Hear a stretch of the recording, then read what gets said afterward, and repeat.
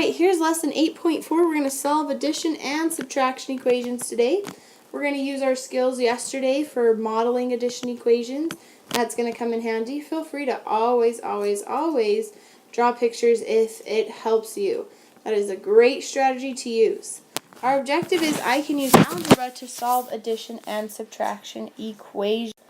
So first of all, I'm going to introduce you to this concept of inverse operations. So in your mind, think of the answer to this. Step 1, start with 10. Then add 4. Then subtract 4. What was your answer? Hopefully you got the answer of 10. The reason I show you this is because addition and subtraction are opposites of each other. Another word for opposite is inverse. They are the inverse of each other. Whatever addition does, if you do subtraction the same, it will undo what the addition was. If you have subtraction and you do the addition as an opposite, it will undo it. So these inverse operations are really important to understand in solving equations today. So, a little breakdown. Addition is the inverse of subtraction. Subtraction is the inverse of addition. Multiplication is the inverse of division, and division is the inverse of multiplication. So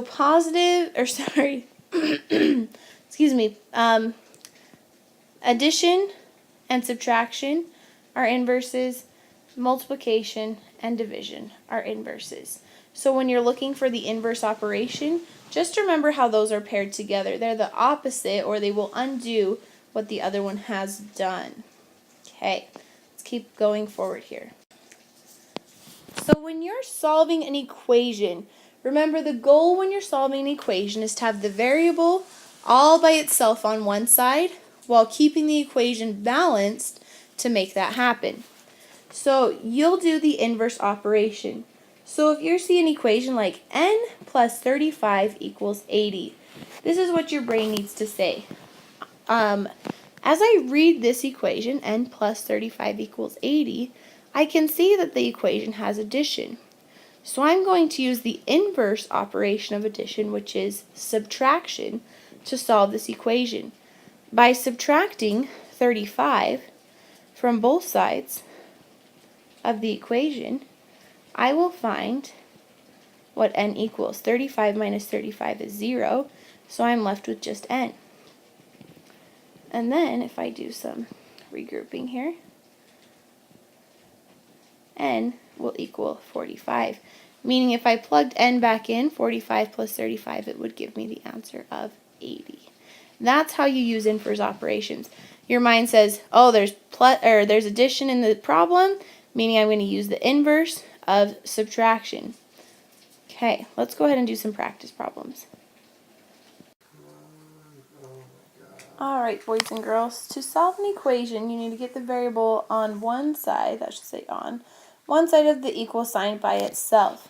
So if I have d plus 5 equals 23, my goal is to get this d on this side of the equal sign all by itself. You notice right now it has a plus 5 next to it. I need to get rid of that. Now I can't just cross it off, that doesn't work.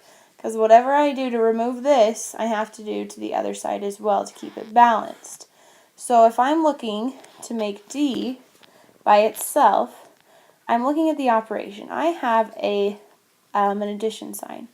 I need to do the inverse, which is subtract. And I'm going to subtract 5.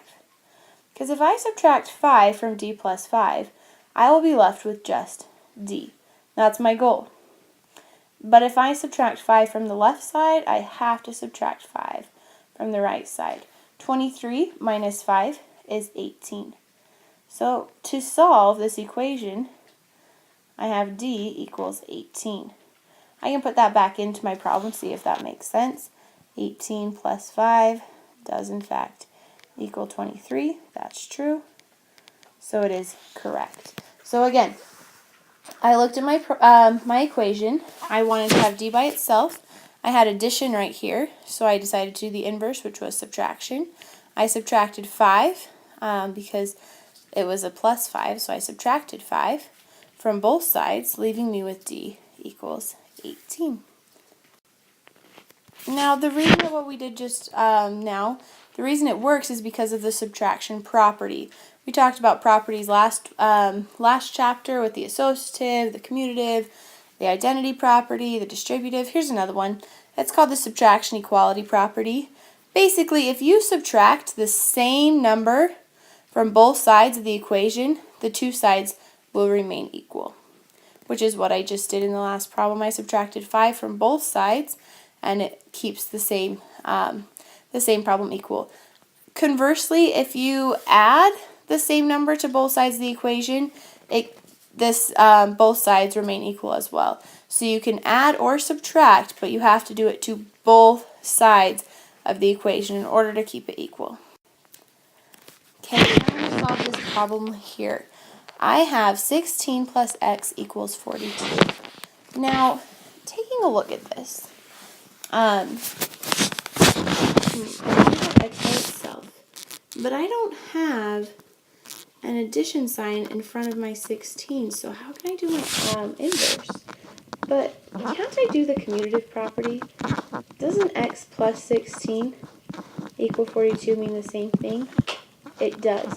So now I know addition is subtraction. So now I'm going to subtract 16 from both sides, giving me an equal equation.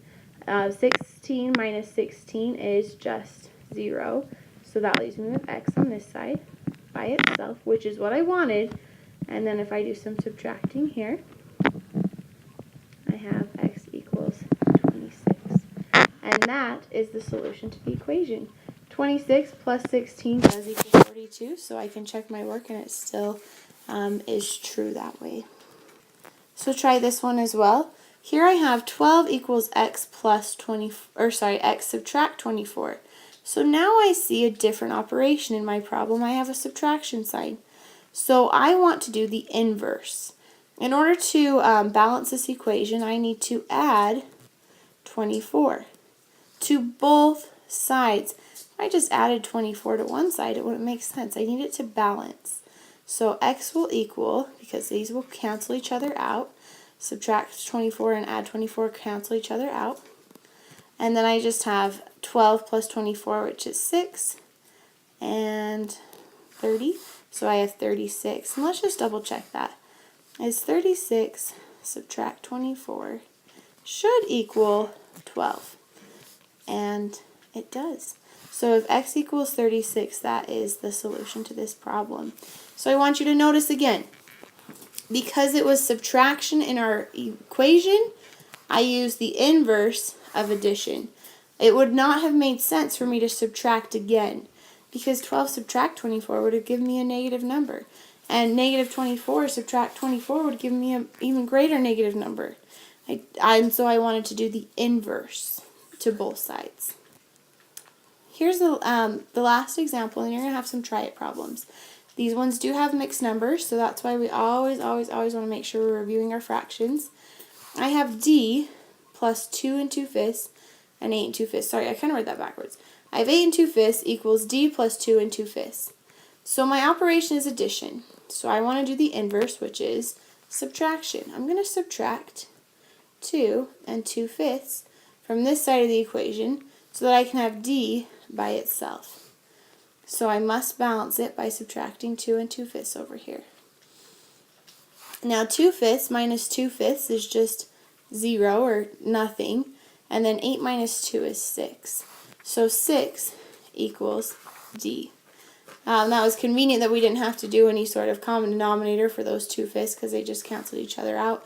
If it would have come down to it, I could have done a common denominator. That would have been just fine. Okay, you ready? 23 equals x minus 12.